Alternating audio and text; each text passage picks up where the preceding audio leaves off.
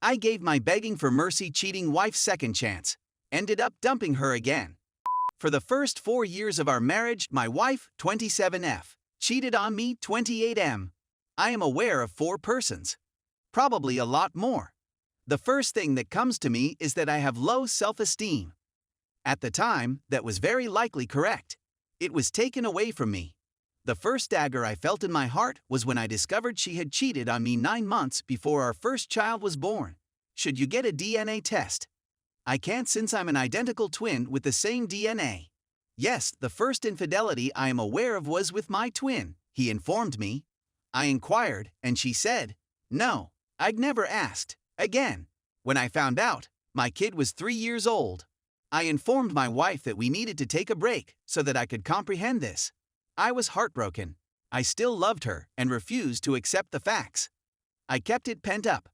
During the first week of our vacation, a buddy informed me she was having an affair at work.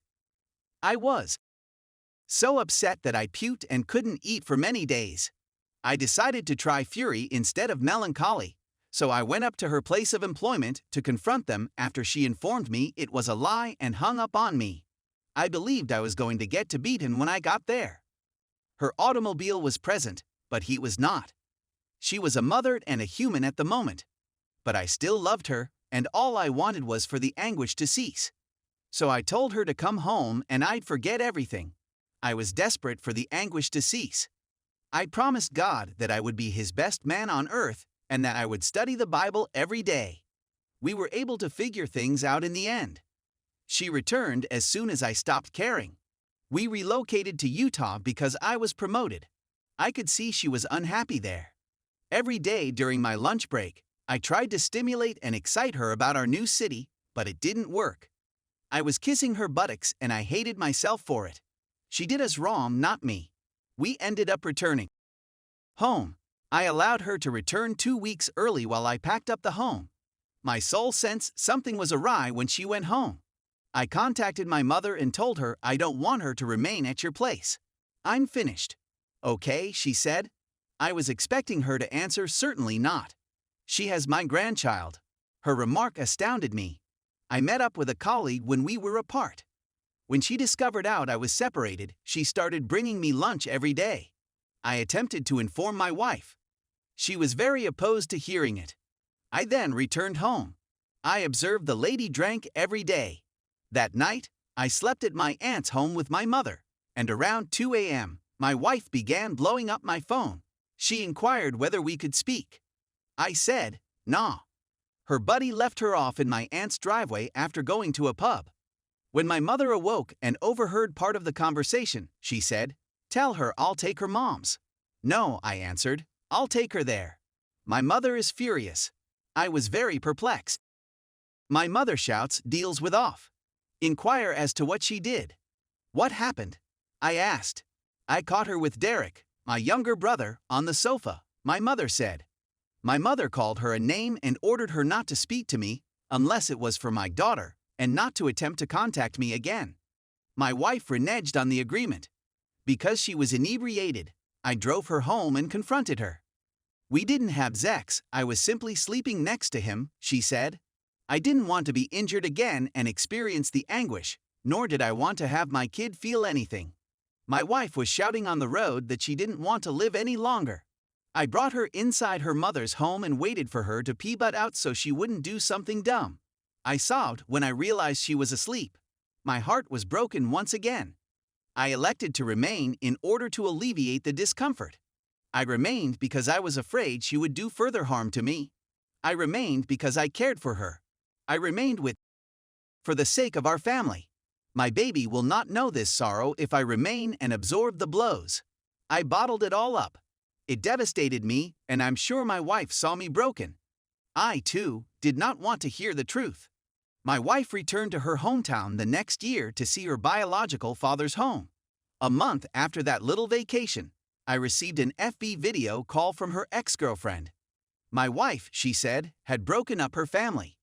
She said she discovered a V-mail on her boyfriend's phone that stated, "My tire is flat. My wife drove my vehicle, and my tire pressure indicator was always on." This made sense to me. She also provided pictures of my wife undressed. The same ones were sent to me by my wife. I'm not shocked anymore, I remarked to my wife. When I mentioned that, my wife claimed it wrecked her. She quickly transformed. Overnight. She went to therapy, and all I could think was, I'm out of here as soon as my daughter is 18. Since then, 4 years ago, I've always claimed that I deal with this suffering when I'm ready. But she has also improved since then. She is a better mom than I am. She cooks, she cleans, and she really revolves her life around me. Worst of all, she has secluded herself. She is quite self-conscious. She believes I will cheat on her or leave her. She wants me to lower my guard, and I know we're meant to forgive. So I behave as if I have. I can't make her pay for errors she made 4 to 10 years ago. I can tell her history interferes with her ability to live. /n I am beautiful, humorous, and make everyone feel at ease, and I am certain that I am a terrific man. I don't want you to believe I'm a prank. I work and have previously worked many jobs to support our lifestyle. I'm quite good at hiding my emotions. People see me as constantly upbeat and cheerful because I can fake happiness. Anyone who knows how much I struggle with this would be taken aback. The issue is that I either trust her or I don't care anymore. I'm unable to discern the difference. I don't look at her phone. Nonetheless, I remain enraged. It's still painful. I know it's because I remain silent. It has been 4 years. Why can't I simply forget about it? Not all of the time, but there is often a quiet conflict going on in my thoughts. I despise myself for remaining. I despise myself for being silent. It has grown much better since then. But it is still present.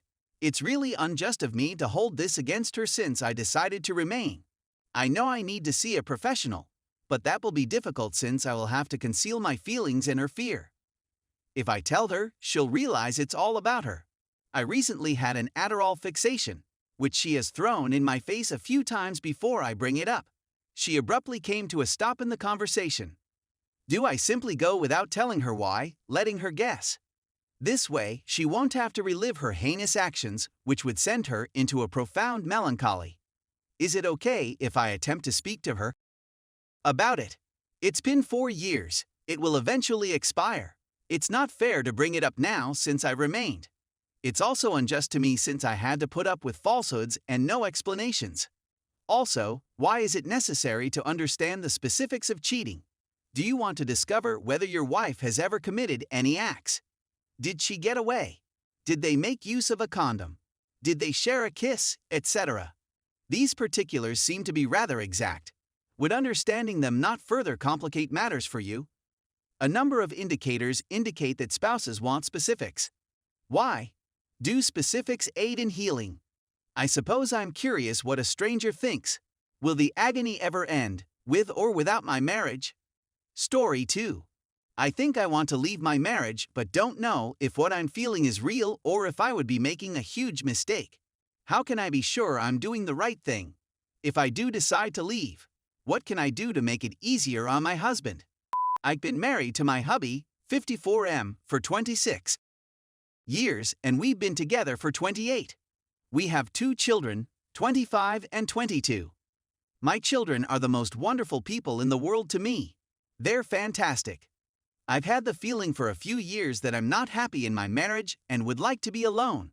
There are no other people involved, and I have no desire to meet new people. When we married and had our first kid, I was still in my 20s. My spouse is a good guy who hasn't done anything wrong, but I've felt for years that he's not who I want him to be, which isn't his fault, and that he doesn't offer me what I need from a relationship. I believe he does not emotionally support me, does not understand me, is uninterested in me, does not listen to me, does not spend time with me, lacks drive, and so on. Everything we do together is started, coordinated, and planned by me: vacations, days out, getting together with friends, birthdays, Christmas, and so on. He spends the most of his free time on his iPad or computer. When he speaks to me, he is speaking to me, if that makes sense. Instead of asking me questions about myself or things that interest me, he just tells me a lot of stuff and speaks about topics he's interested in. I'm a talkative person with my friends and at work, but with him, I don't speak at all since it's pointless.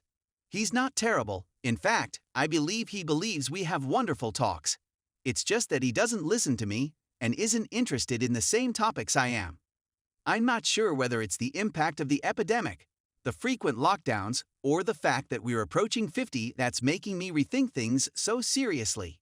I'm ill at the prospect of severing our family, but I also don't want to live the next 20, 30, or whatever many years I have left like this.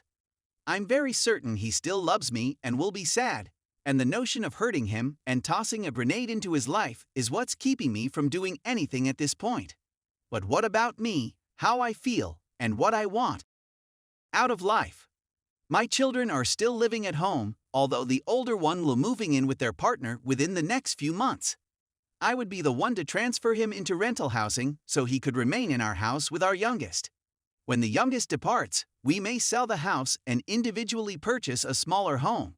I've tried so hard for years to change things, from having my own therapy to reading and learning about how to change my reactions to things he does or doesn't do, gain acceptance, live in the moment, and so on, to making suggestions to him about how we could both behave differently, things he could read, couples therapy, and so on. But his behavior always returns to how it was before.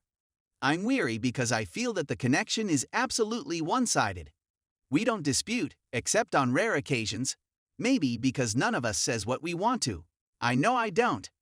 We both work full-time, with pretty comparable wages, and have done so for the last few years. Please, if anybody has any suggestions for anything I might attempt to get us back on track, I'd appreciate it. Is it feasible to remedy this, or should I cut my losses? If that's the case, how would I manage a breakup? This is largely about my hubby. I believe my children will be all right and probably unsurprised. Thank you very much.